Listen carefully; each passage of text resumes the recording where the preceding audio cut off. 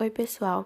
Nesse vídeo vocês vão aprender um pouco sobre como a expansão do comércio foi importante para o crescimento das cidades, como elas foram criadas, o que elas tinham de diferente das cidades feudais e como isso influenciou no que a gente conhece hoje. Então, é importante a gente já começar falando da relação entre comércio e cidade. O aumento no comércio ele foi extremamente importante para o crescimento das cidades, mas é válido lembrar que antes desse crescimento no comércio já existiam algumas cidades, como os centros militares e judiciais.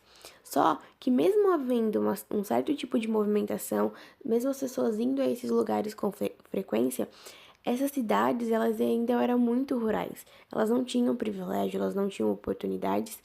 Já as cidades que estavam sendo criadas agora, ou seja, as cidades que estavam nascendo, elas eram urbanas e elas eram formadas com base no comércio, ou seja, elas tinham muita oportunidade.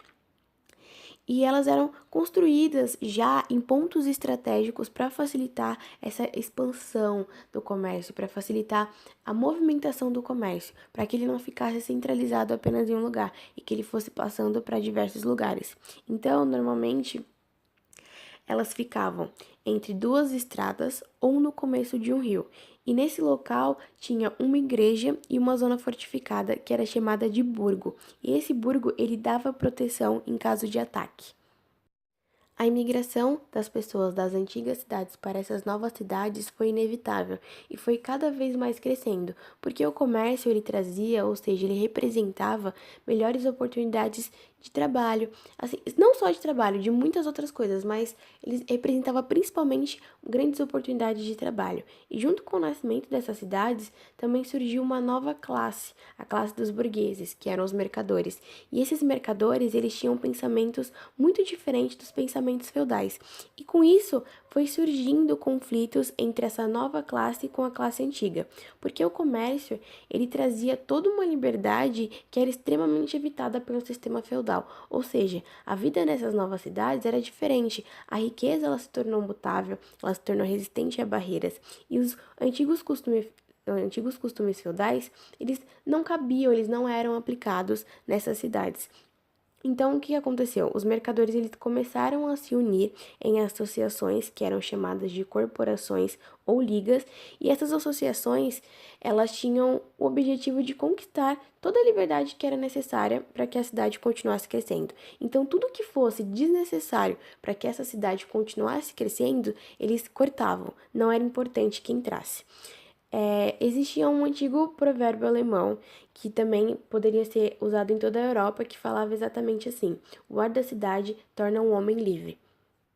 Mesmo gostando de todas as liberdades que eram possíveis e eram dadas pelas cidades, as pessoas começaram a desejar algo mais do que a liberdade própria. Elas começaram a desejar a liberdade da terra.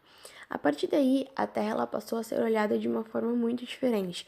A possibilidade de eu vender a terra e utilizar esse dinheiro em comércio foi sendo possível. Então, aos poucos, eu podia começar a vender o que eu tinha de terra e usar aquele dinheiro que eu tinha ganhado no meu comércio. As populações urbanas, elas também começaram a querer reivindicar as suas fundações, ou seja, elas começaram a querer criar as suas próprias leis. As cidades, elas queriam muita independência, e isso normalmente não era concedido de uma vez só, mas pouco a pouco, ou seja, dia a dia eles iam conseguindo essa independência. Então no começo era basicamente assim: o senhor ele vendia parte de seus direitos aos cidadãos, depois ele vendia mais uma parcela e assim por diante, até que toda a cidade ficava praticamente dependente do seu domínio. Os mercadores conquistaram a liderança e se tornaram o grupo mais poderoso das cidades. Então, as associações de mercadores elas começaram a exercer a monopolização no comércio das cidades. E essa monopolização, ela tinha o objetivo de falir aqueles que não eram membros. Ou seja, mesmo que a pessoa tivesse seu próprio comércio, que sobrevivesse do seu próprio comércio, ela tinha que ser prejudicada de alguma maneira, porque ela representava uma concorrência, e os mercadores eles não estavam interessados em uma concorrência, eles não queriam uma concorrência, eles queriam ter o controle total e absoluto do mercado. Então, qualquer mercadoria para poder sair ou entrar nas cidades, elas tinham que passar pela mão dos mercadores. Além de que o preço, ele também obrigatoriamente deveria ser fixado pelas associações.